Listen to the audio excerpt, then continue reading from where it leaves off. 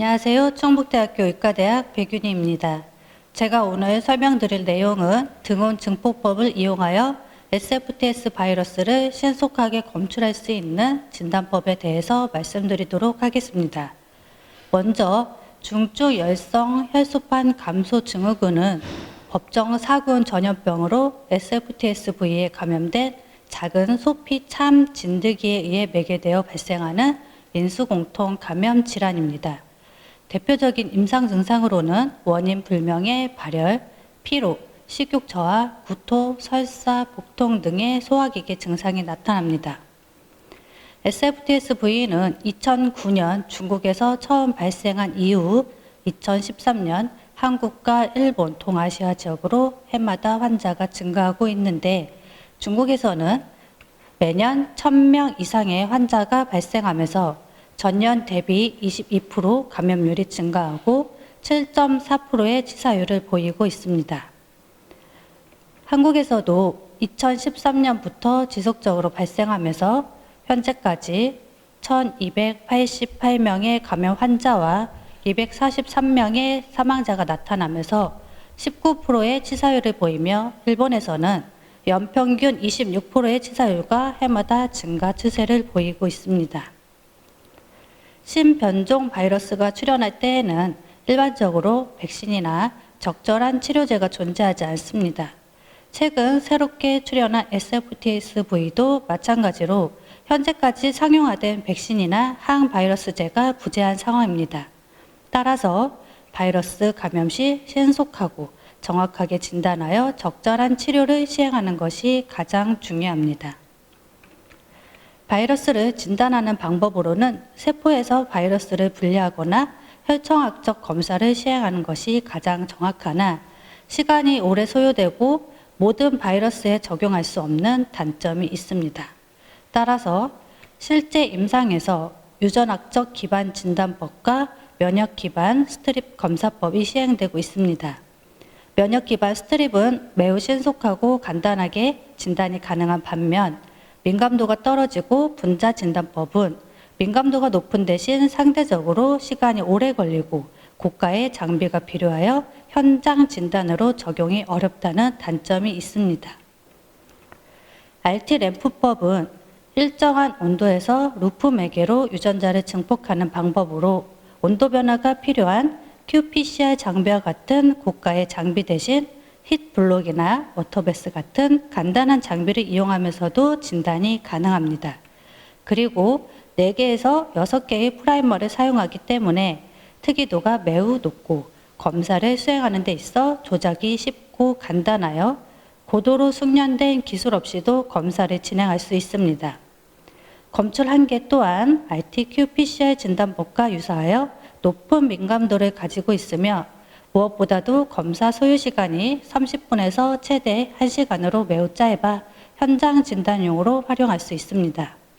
단점으로는 프라이머를 디자인하기 어렵고 비특이적 반응에 대한 조건을 확립하는 게 어렵지만 진단법을 최적화한 후에는 큰 문제가 되지 않습니다. SFTSV는 반다 바이러스과로 현재는 다비 반다 바이러스라고 불리는데 RNA를 게놈으로 갖고 있는 바이러스로 S, M, L 3개의 분절로 구성되어 있습니다.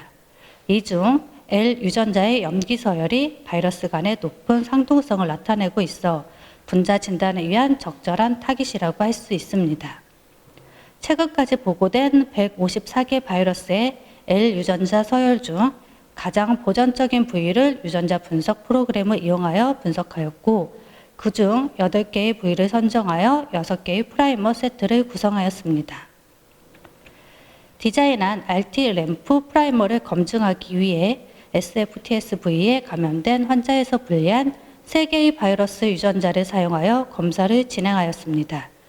고가의 장비 사용을 최소화하기 위해 육안으로 결과를 확인할 수 있는 컬러리메트릭 마스터 믹스 엔자임을 사용하였습니다. 지시약은 페놀레드로 본 색깔은 빨간색이고 유전자 증폭 반응이 일어나면 pH의 변화로 노란색으로 변하게 됩니다. 반응 조건은 65도씨에서 30분에서 60분간 관찰하였습니다. 먼저 반응 조건을 최적화하기 위하여 10분부터 40분까지 10분 단위로 실험을 진행하였고, 그 결과 젤 전기영동에서는 20분부터 3개의 바이러스 모두에서 양성 반응을 확인할 수 있었습니다. 30분에는 붉은색에서 노란색으로 변한 것을 육안으로 모두 확인할 수 있었습니다. 민감도를 확인하기 위해 바이러스의 RNA를 10배씩 계단 이석하여 기존의 RT-PCR과 리얼타임 RT-PCR 분자 진단법과 비교 평가하였습니다. 전기 영동법으로 PCR 밴드를 확인해야 하는 RT-PCR보다 본 연구실에서 개발한 RT-램프법이 10배 더 높은 민감도를 보였고, 리얼타임 RT-qPCR과는 동일하거나 10배 낮은 것을 알 수 있었습니다. 최소 2시간에서 3시간 정도의 시간이 필요한 기존의 RT-qPCR 방법에 비해 RT-램프 진단법의 경우 민감도는 비슷하나 30분에서 최대 60분 만에 고가의 장비 없이 간편하게 검사를 수행할 수 있다는 것을 확인하였습니다. 다음은 중국에서 지역별 SFTSV 감염이 발생한 분포도입니다.